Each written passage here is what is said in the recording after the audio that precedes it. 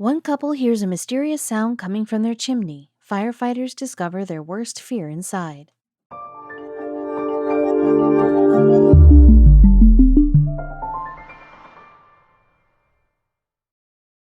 But before we start, please make sure to subscribe to M&R TV and hit the bell so you never miss any upload from us.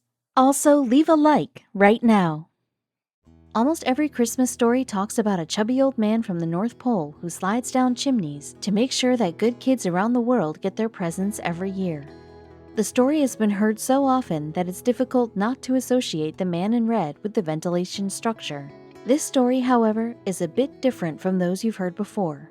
In the small town of Dinwiddie County, Virginia, there was something strange going on with one resident's chimney, and it didn't involve Santa, his elves, or anything to do with holiday cheer. One family reported hearing strange noises coming from their chimney, but no one knew exactly what was causing it. Once authorities arrived on the scene, they were surprised by what they found. Dinwiddie County in Virginia was your average quiet county where everyone knew each other, and most people were either friends or acquaintances. No one would have ever thought that something like this would have happened in a place like that. It was something that would have only been seen in movies. On that fateful Tuesday afternoon, firefighters and the authorities were called to the peaceful neighborhood as several people reported hearing noise every time they passed the chimney of one of the houses on that fateful afternoon.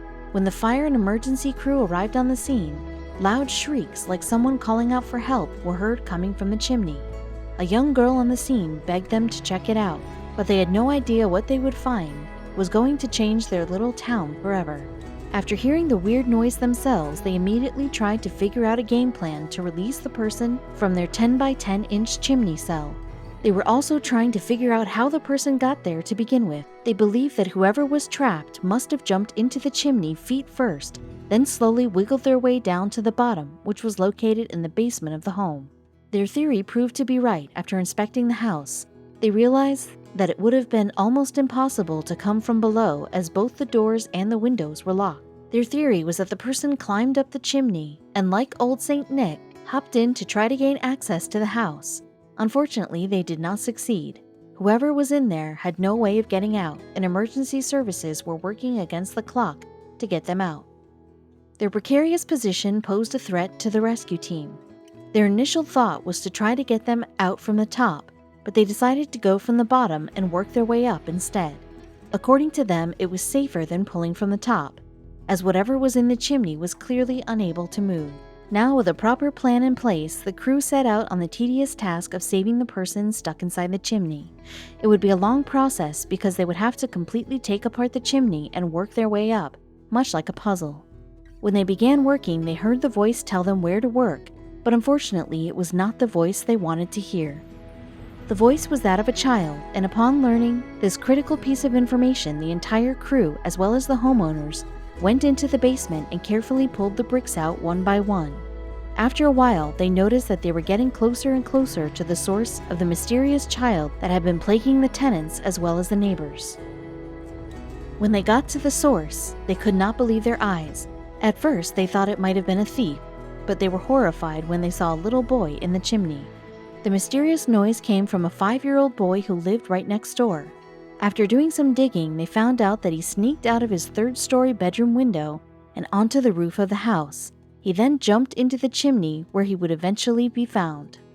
They also learned that the little girl who begged authorities to find out what the noise was when they first arrived on the scene was his little sister, who might have seen the boy when he climbed out of the room. Authorities now believe that he climbed down the 20-foot-tall chimney feet first, as a way to get down to the ground, and accidentally got stuck inside.